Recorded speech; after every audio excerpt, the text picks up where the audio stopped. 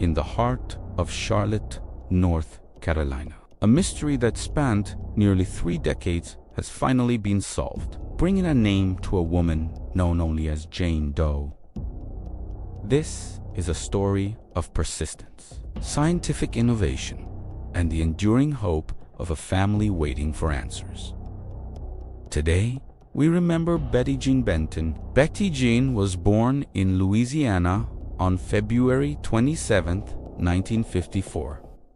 She later moved and became a longtime resident of Chicago, Illinois. In 1992, at the age of 38, Betty Jean Benton went missing. Her family was left with questions, uncertainty, and a void that would stretch on for years, then decades. They held on to memories, but the question of what happened to Betty Jean remained a painful, unanswered echo in their lives. 4 years later, in 1996, a grim discovery was made. Human remains were found near the construction site of what is now Bank of America Stadium in Charlotte. Despite the best efforts of law enforcement at the time, the identity of the woman could not be determined. She was designated a Jane Doe, her case filed away, another number in a long list of the unidentified. For 28 years, her story was a blank page.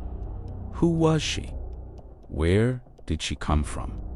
Did anyone miss her? The answers to those questions would have to wait for technology to catch up with the silent evidence left behind. The Charlotte-Mecklenburg Police Department's cold case unit never truly gives up on a case. They are dedicated to pursuing justice and closure, no matter how much time has passed. In recent years, they decided to take a fresh look at this decades-old mystery. The tools available to them now were worlds away from what they had in 1996.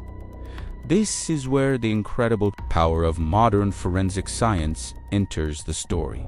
The CMPD's cold case unit partnered with the Investigative Genetic Genealogy Center at Ramapo College of New Jersey. This specialized field, often called forensic genetic genealogy, has become a game-changer in solving cold cases. It combines advanced DNA analysis with traditional genealogical research to build family trees and identify potential relatives of an unknown person. The process began with the painstaking work of developing a viable DNA profile from the remains that had been preserved for so long. Once this profile was created, it was uploaded to public genealogical data. These are databases where individuals have voluntarily shared their own DNA information to find relatives and explore their ancestry. For investigators, these databases can be a treasure trove of clues. The upload generated promising leads. The technology pointed investigators toward distant cousins, people who shared small segments of DNA with the unknown woman from Charlotte. From these distant connections, genealogists began the meticulous process of building out family trees, working backward through generations and then forward again, searching for a common ancestor, and then tracing their descendants down to the present day. It's like assembling a massive, complex puzzle with pieces scattered across time and geography. This digital detective work eventually led the CMPD to potential close relatives of the Jane Doe. Detectives then made contact with a family member who might be connected to the case. Think about that for a moment. Imagine receiving a call from a detective about a relative you may have never known or one who has been missing for decades. It's a call that brings a mix of hope and apprehension. The family member graciously agreed to help and provided a DNA sample for direct comparison. This was the critical step, the moment of truth. The sample was sent for analysis, and everyone involved held their breath. Would this finally be the link that solved the mystery? In April of 2025, the results came back. It was a match. The DNA confirmed with scientific certainty that the Jane Doe found in Charlotte nearly 29 years earlier was, in fact, Betty Jean Benton. After 33 years of being a missing person and 28 years of being an unidentified Jane Doe, Betty Jean Benton finally had her name back. The news brought a profound sense of closure to her surviving family.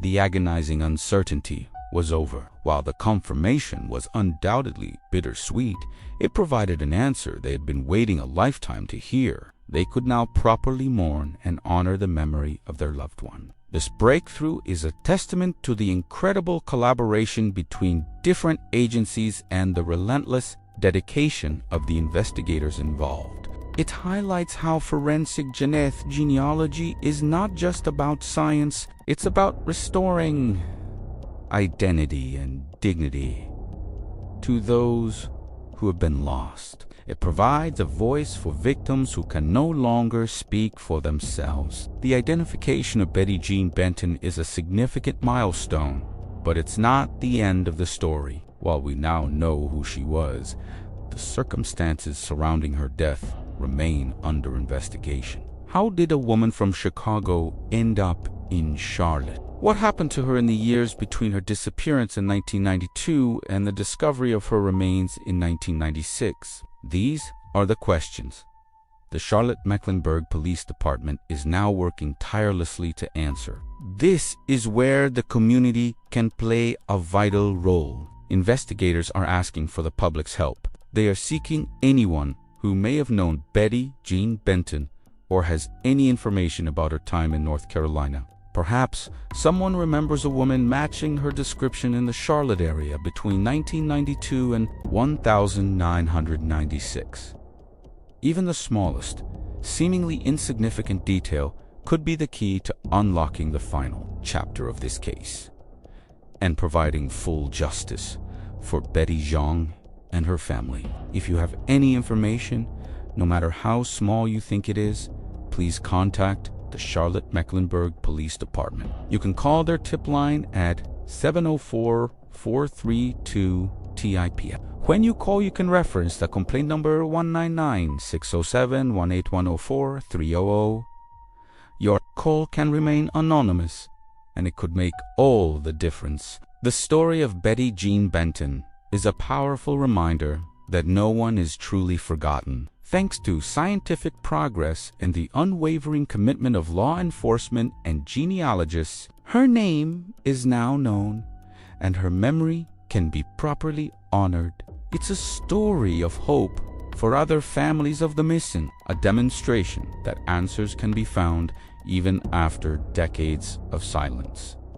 Let's take a moment to remember Betty Jean Benton. She was a daughter, a sister, a person with a life and a story that was tragically cut short and then lost to time. Today, we say her name and acknowledge her life. We hope that the ongoing investigation will bring the final answers her family deserves. Thank you for watching and for helping us share this important story.